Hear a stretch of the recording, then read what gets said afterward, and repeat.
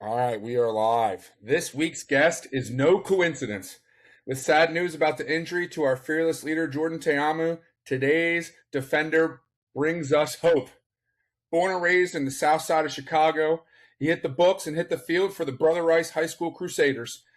After leading his team to the Illinois 8A playoffs, he committed to continue his playing and learning career at the University of Wyoming.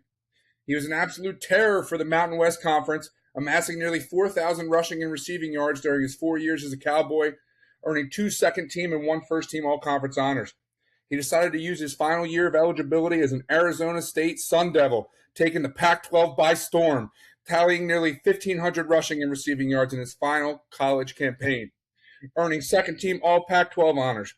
He led the conference with 16 rushing touchdowns that season, polishing off a stacked collegiate career that included approximately 4,473 rushing yards at a 5.3 yards per carry clip.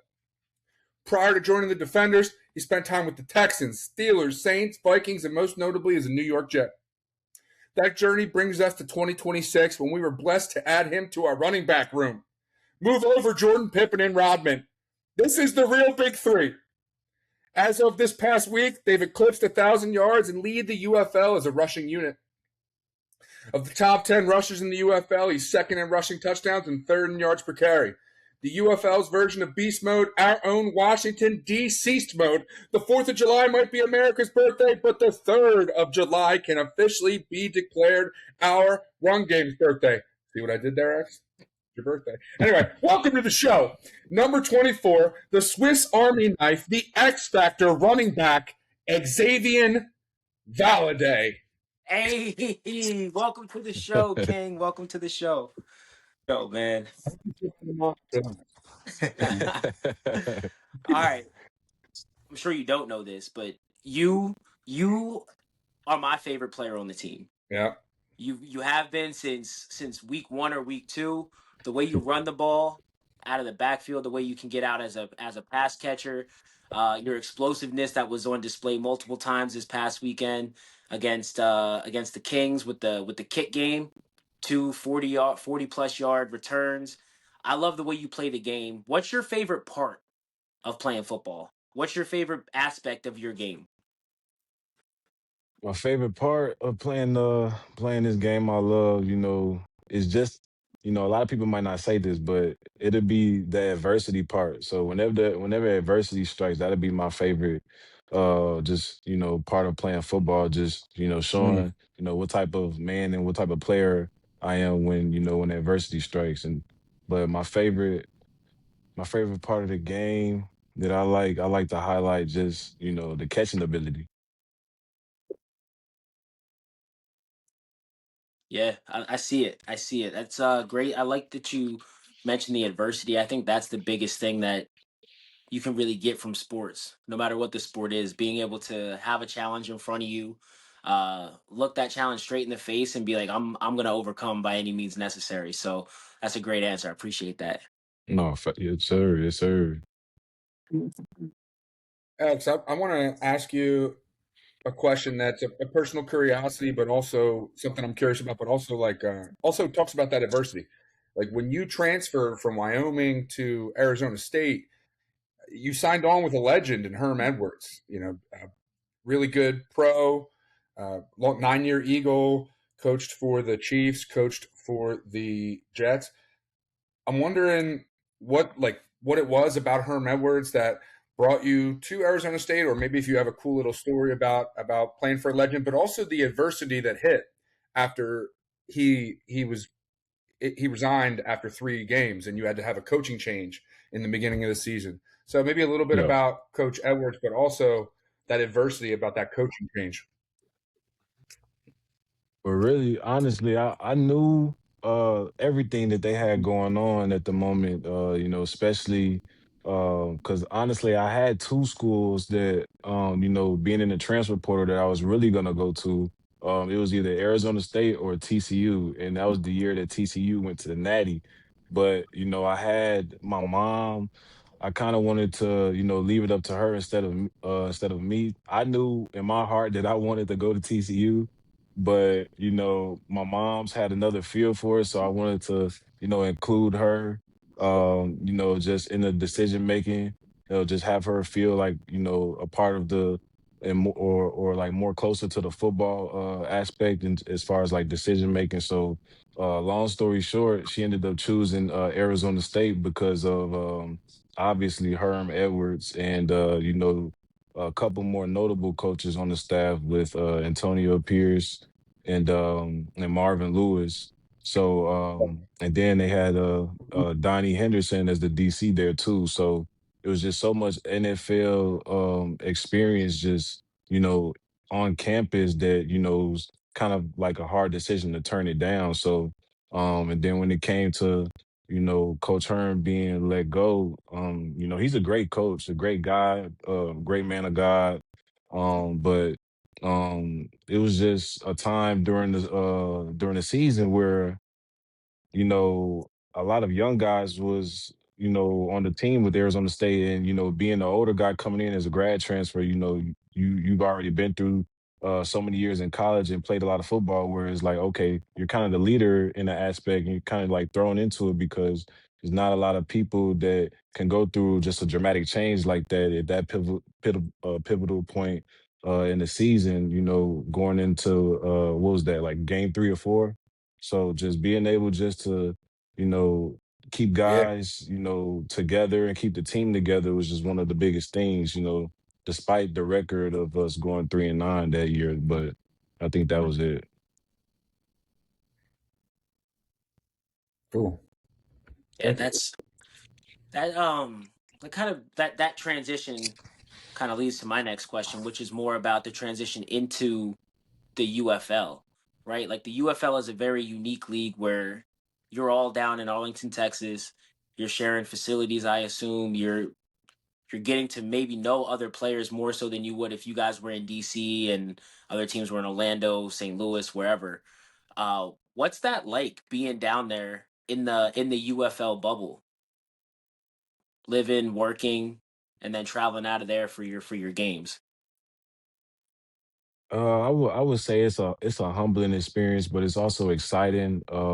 You just get to that side of you just being able to play ball again, right? So just being able just to come here, do what you love to do, and then you have your sight and your eyes on what's the end goal, right? So just being able just to just bet on yourself, being able to know what you're capable of, and have your goals of what you want to achieve. And I would say just the experience is, I would say, it's almost as close as playing in the NFL, but it's the slight differences that's what makes the NFL the NFL. And then the UFL, it has their perks and their little things as well. So but honestly, it's all the same because come game day, you're still getting the same exposure.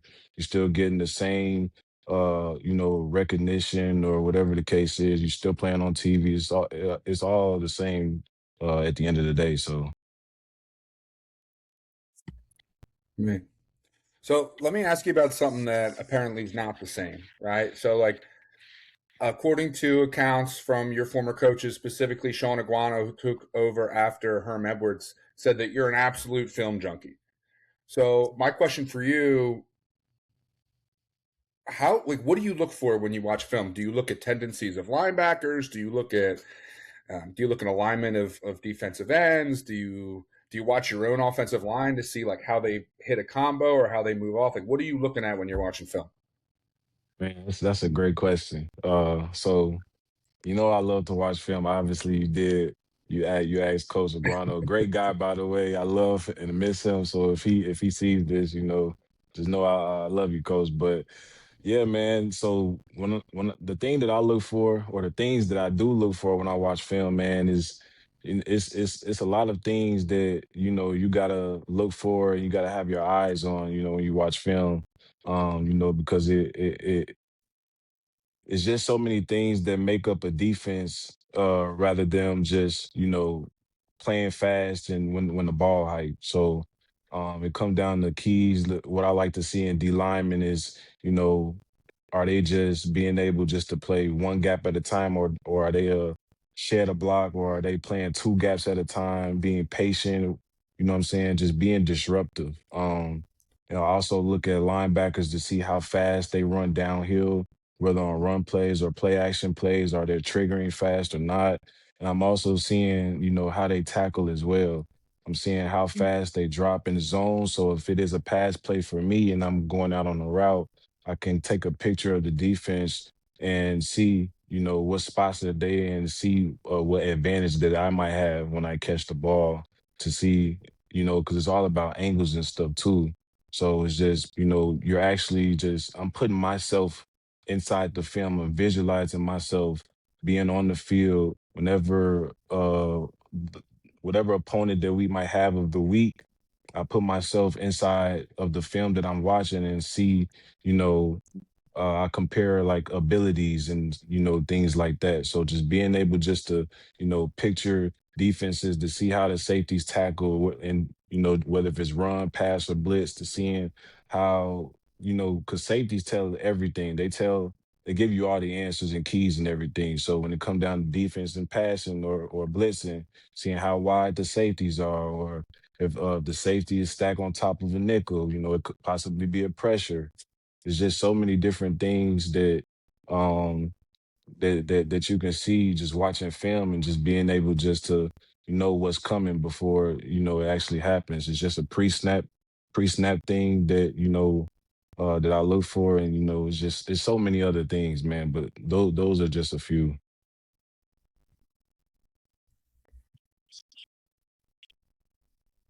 That's awesome. Did you pick up that habit on your own, or did you have a great teammate or coach along the way that kind of improve that? So I definitely had great coaches and players that put me in the right direction. Then just the other parts that I didn't get to, I kind of learned on my own. But I definitely had great coaches. Coach Sean Aguana was one. Gordie Howe, my running back coach in Wyoming. I had a great offensive coordinator with Glenn Thomas at Arizona State, and a great offensive coordinator at Wyoming with Brent Vegan, who's now the head coach at Montana State. So just being able just to be around guys and quarterbacks to actually see the game and actually know everything, and just picking their brains, and actually being around defensive, teammates of mine that I share rooms with in college, and just watching film with those guys, just being around just a whole bunch of great football minds, and just putting everything to pen and paper, and then on the film in the film room. Oh, awesome.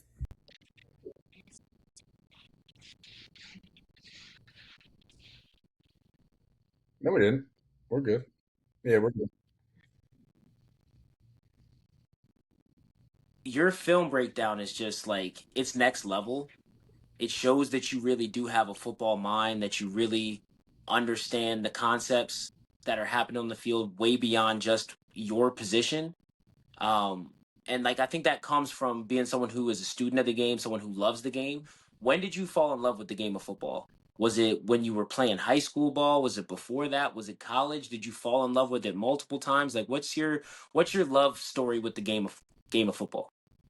Oh man, so you bringing me back. So man, I had a family member at the time. I think I was about 8 years old, man, and we were on the west side of Chicago at the time, and he was playing football, and I'm just in school, just trying to figure out what outside activities I want to do, man. And my mom wanted to get me into some things because I felt like I told her at a young age that I wanted to help her out because we were moving a lot, and then we ended up losing one of our houses at a point in time. Long story short, so my cousin actually put me on the football. Once I seen him playing, I'm on the sideline. I'm like, man, he's just killing in the game. He's running these people over, man. He catching the ball. Everybody's just telling him and loving him, just telling him how good he is and everything. So I'm like, man, this is probably something that I want to do. And then a year later, man, I ended up playing Pee Wee football for the Payless Stars in like the south side of Chicago. And man, I ended up just loving it. I didn't know nothing from a can of paint, just being able just to play football, man, and just, you know, I didn't even know what running back was at the point. Like I'm just out there playing football. But once I got the ball in my hand, I'm just running and scoring touchdowns, not knowing what I'm doing. But everything just it just felt free.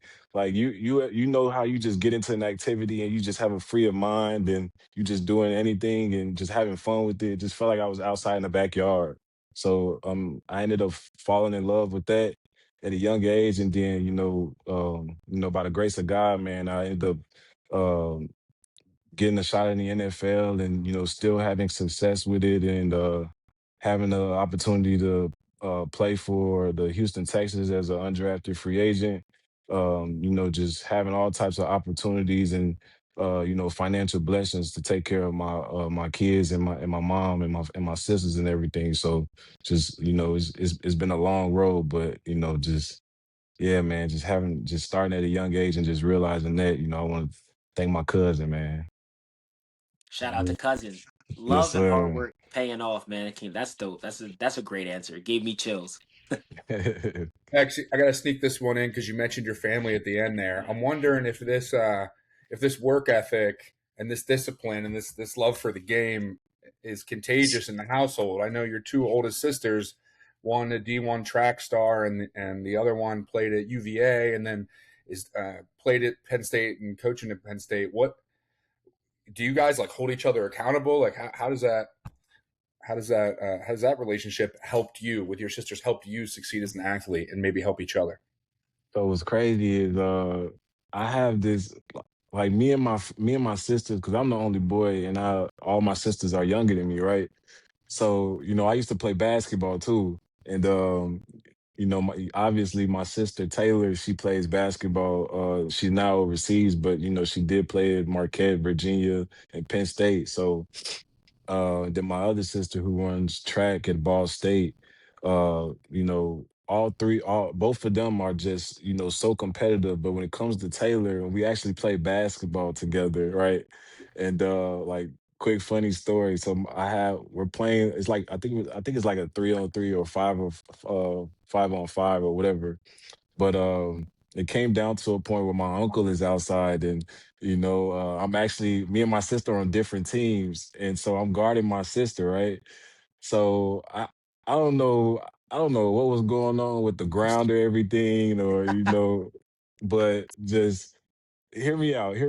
So Just so bracing my I have on these Nike. I don't know if they're called Nike Roshis or whatever the shoes are, but they have like literally no grip at the bottom of the shoe. So I'm literally just guarding my sister. So for some reason, she's nice. I give it to her. But it came down to a point where she hit like almost like a Kyrie crossover. I'm like, okay, that was nice, but she ended up blowing by me, and I kind of like slipped a little bit. So I'm like, everybody's like, oh, and she ended up making the bucket and everything. But, you know, we've always been so competitive. Like, we never wanted to play on the same team as each other. So it came down to is like, I don't know, like it's just in our blood, man. So even my younger two sisters, Grace and Hannah, like they ran track in the high school and middle school. So I mean, my dad played basketball for Chicago State University. So it's kind of been in the blood a little bit. I think my mom ran track or she did like cheerleading. So it's just a big sports family. But yeah, that's a little story right there. I know that every family gathering she brings up that crossover. She won't let you forget. Oh, it's not even her. It's my uncle. He just won't shut up about it. Like he will always like no matter where we are. Like he'll never he always holding that over my head. Always. Man. That's a Oh, great story, man. That's a great story. Baby sis made you touch ground. No, that's what they say. But to my knowledge, I didn't touch nothing. I feel like I made the play, but I did get her back though. I hit that three in her face. Had to get the kick, had I to get the had lick yeah, back. I had to get it back. All right, so we're gonna let you go, get back to practice and whatever you got going on. I know Coach Mars has a practice tonight too. Is there anything you want to leave the fans of the podcast and the fans of the DC Defenders with before you sign off? Man, I just want to say we appreciate you guys supporting, man. I know everybody got the news about our quarterback Jordan. But don't lose faith in us, as we won't lose faith in you guys. Keep supporting us. Keep packing out the stadium in DC, man. And we love you guys, and keep being you guys, man. Love is always love, and real is always real. So appreciate you. Awesome. Thanks so much. Give it up for X coming on the show. Much appreciated. Great luck this week and the rest of the regular season. And fingers crossed in the playoffs. Appreciate y'all. That's it for this episode. Shields up, mics down. Peace. Bucks. Peace, guys. Appreciate it.